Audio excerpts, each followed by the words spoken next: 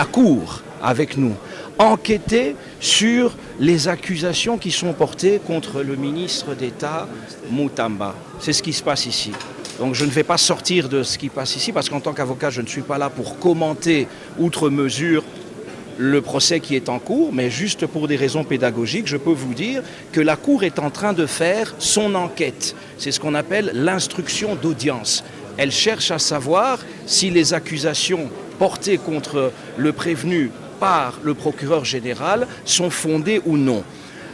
Alors, elle va poursuivre aussi longtemps qu'elle estimera nécessaire cette phase de l'instruction dans la procédure pénale. Après cette instruction, quand la Cour s'estimera suffisamment éclairée quant aux accusations et quant aux réponses données par le prévenu à ces différentes questions, quand la Cour constatera qu'elle a suffisamment de matière pour se faire une religion par rapport à la responsabilité pénale du prévenu, à son éventuelle culpabilité, etc., c'est à ce moment-là qu'elle va passer à l'étape suivante, qui est d'écouter une dernière fois, sous forme de réquisitoire, les accusations du ministère public contre le ministre d'État Moutamba.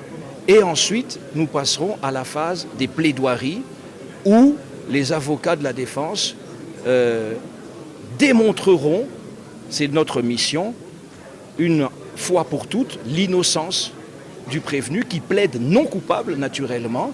Le ministre d'État Moutamba n'a pas détourné des deniers publics, il n'est coupable d'aucune infraction. Et alors, après les plaidoiries, on entendra pour finir le prévenu lui-même et puis la Cour plus tard, donc on verra dans les prochains jours, la Cour à ce moment-là prendra l'affaire en délibéré pour se prononcer. Je suis maître Moïse Pika et avocat au barreau de Kinshasa Gombe, faisant partie du collectif des avocats du ministre honoré Constant Moutamba. À l'opinion qui suit de près les dossiers du ministre honoré Constant Moutamba, je vais leur inviter à faire confiance à la justice. De la même manière que nous, avocats, nous faisons confiance à la justice et à la Cour de cassation, je vais inviter la population à faire confiance à la justice. Je vais inviter la population à soutenir les ministres de la justice, les ministres honoraires, étant donné que déjà au niveau de l'instruction, je l'ai dit bien, déjà au niveau de l'instruction, il est en train de se faire voir que le ministre de la justice n'en est pour rien. L'argent dont on lui reproche se trouve jusqu'à l'heure actuelle à la banque. Aucun fonds n'a été touché, même pas un dollar. Tout est au niveau de la banque.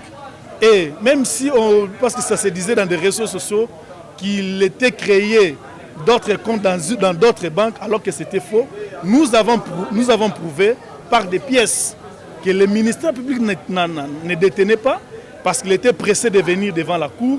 Nous avons prouvé par des pièces qu'il n'avait pas création d'autres comptes à l'endroit d'autres. Non, il était plutôt question, les comptes qui ont été créés par la même banque.